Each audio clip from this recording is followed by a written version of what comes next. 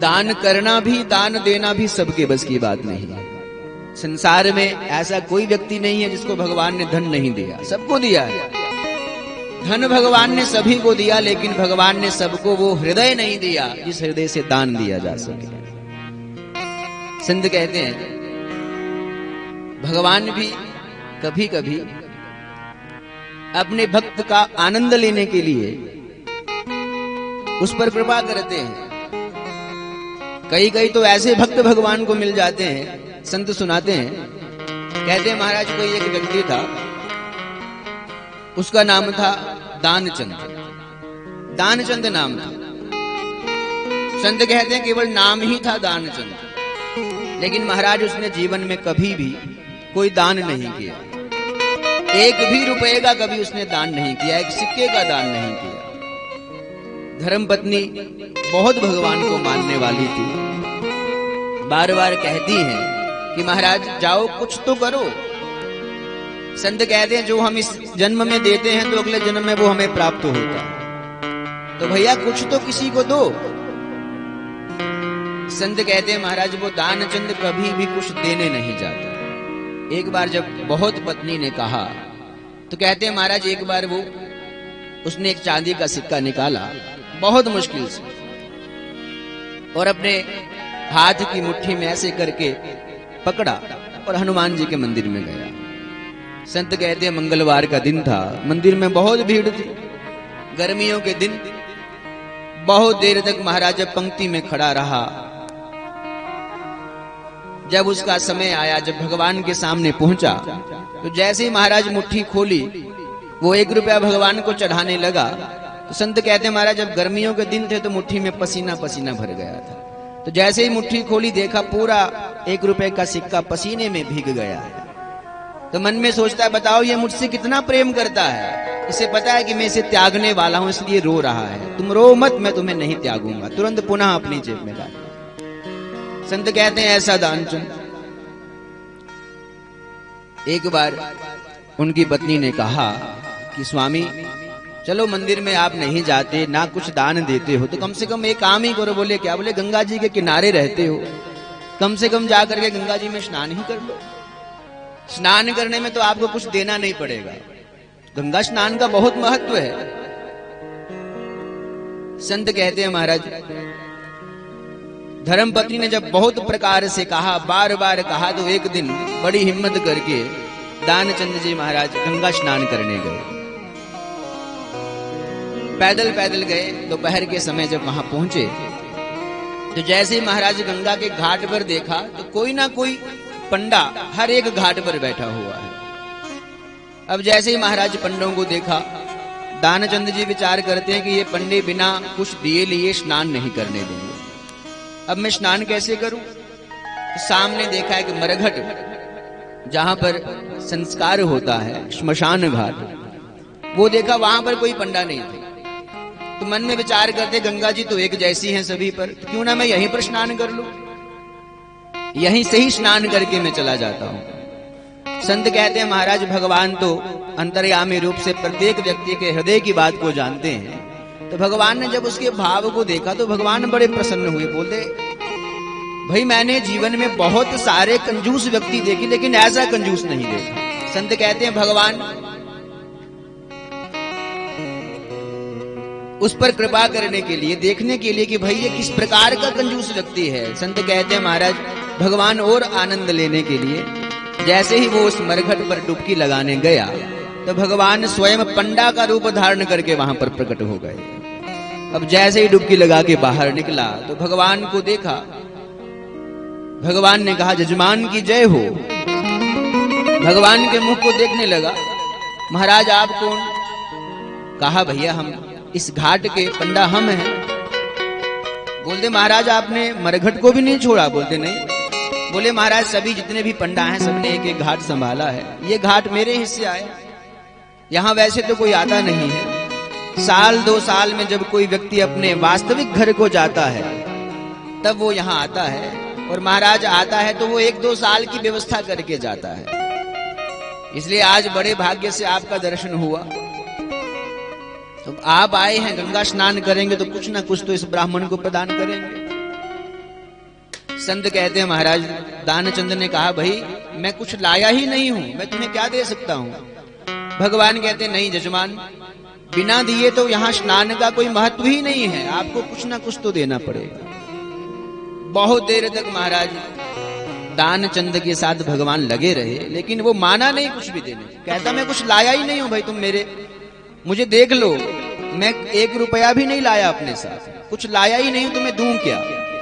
भगवान कहते नहीं भाई देना तो पड़ेगा। जब भगवान ने नहीं छोड़ा, दानचंद कहता अच्छा भैया एक काम करो, उधारी कर लो मेरे साथ। बोले ठीक है महाराज उधारी कर लीजिए। कहा ठीक है महाराज मैं आपको 1 धेला दूंगा, सिर्फ 1 धेला, वो भी आज नहीं फिर कभी आऊंगा, उधारी कर लीजिए। भगवान ने संकल्प करा लिया। भगवान मन में बड़ा प्रसन्न होते हैं कि बताओ मैंने जीवन में बहुत भक्त देखे लेकिन ऐसा भक्त नहीं देखा। अंतिम में प्रसन्न हुए, चलो कुछ तो दिया, चाहे 1 धेला ही दिया, कुछ तो दिया। संकल्प करके जब दानचंद पुनः अपने घर को आया, सायंकाल के समय अपने घर में पहुंचा। घर पहुंचा, बहुत थका हुआ था, पैदल गया था, पैदल आया था, जाते ही लेट गया। जैसे ही लेटा महाराज द्वार पर भगवान आए। भगवान ने दरवाजा खटखटाया। धर्मपत्नी ने जाकर दरवाजा खोला। धर्मपत्नी को देखा तो भगवान कहते हैं भाई हमारे यजमान यहाँ आए हैं। दानचंद बोले हाँ। बोले वो हमें कुछ देने के लिए बोलाए थे, हम वही लेने आए हैं। संत कहते हैं महाराज धर्मपत्नी ने भीतर जाकर के दानचंद से कहा भाई घाट पे किसी को कुछ देने के लिए कहे थे। बोले हाँ। बोले वो लेने आया है।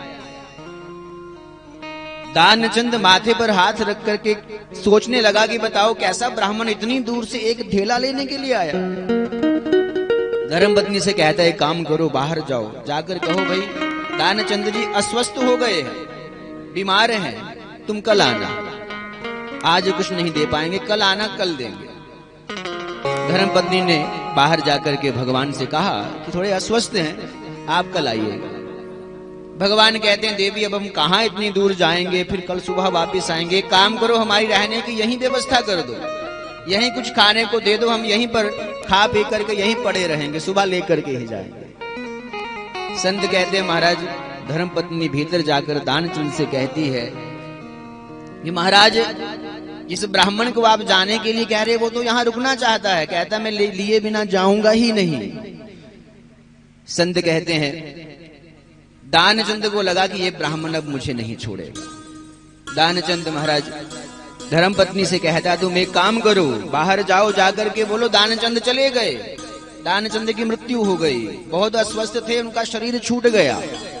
जब तुम ऐसा कहोगे तो वो अवश्य वापस चला जाएगा। धर्मपत्नी कहती है महाराज 1 धेले के लिए आप ऐसी बातें करते हैं। बोलते कुछ नहीं होता, तुम जाकर के ऐसा बोल दो, मैं सांस रोक करके पड़ा रहूंगा। संत कहते हैं धर्मपत्नी बाहर गई, जाकर के भगवान से कहा, महाराज रोते हुए कहा कि दानचंद चले गए। भगवान ने जैसे ही सुना, भगवान सब जानते, भगवान कहते हैं अच्छा हमारे जजमान चले गए, अब तुम घर में अकेली हो, तुम कहां गांव वालों को बुलाती रहोगी, सबको बताओगे, रुको मैं अभी सारे गांव में खबर कर देता हूं कि दानचंद चले गए। संत कहते हैं विविध रूप प्रगटित ही काला, भगवान ने बहुत सारे रूप धारण किए और महाराज सभी के घरों में जाकर बताया कि दानचंद चला गया। सारे मध्य रात्रि के समय गांव वाले दानचंद के घर में आ गए और विलाप करने लगे, रोने लगे। संत कहते हैं लेकिन महाराज दानचंद वैसे ही लेटा रहा। भगवान उसको देखते हैं, बताओ 1 धेले के लिए ये मृत्यु को भी गले लगाने को तैयार हो गया। संत कहते हैं धर्मपत्नी रो रही है कि महाराज ये मरे नहीं हैं, ये केवल लेटे हैं। वो सच कह रही है, लेकिन सारे गांव वाले कहते हैं बताओ जाने वाला तो चला गया और बेचारी इसको तो लगता है कि वो लेटे हुए हैं। जाने वाला तो छोड़कर चला गया, ये अभी भी उसी मोह में पड़ी है कि वो मरे नहीं। संत कहते हैं देखते देखते महाराज प्रातः काल हो गई, लेकिन वो दानचंद उठा नहीं। शव यात्रा की तैयारी करने लगे, वो वैसे ही लेटा रहा।